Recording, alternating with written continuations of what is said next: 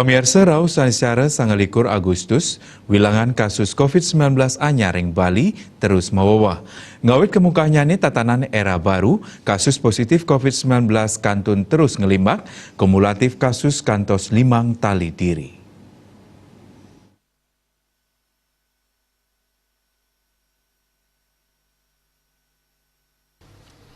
Nganutin data gugus tugas percepatan penanganan COVID-19 Bali, wilangan kasus anyar kantos ulung dasa kutus diri. Kumulatif kasus ring Bali kantos petang tali 900 ulung dasa sio diri.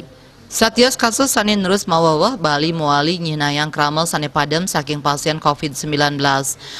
Wenten kalih pawo pasien COVID-19 sane kauningayang padam.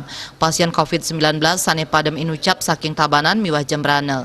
Kumulatif kasus padam kantos mangkin wenten 6 dasa kali diri siki 4,4%, 6 dasa diri WNI miwah kalih diri WNA. Satios punika wenten 6 dasa pitu pasien COVID-19 sane sampun kenak. Wilangan nyane lebih kidik saking pawawah kasus anyar. Wilangan kasus kenak sampun petang tali 300 pitu likur diri utawi ulung dasa 6,3%. Kasus aktif wenten telung atak diri utawi 12,3%.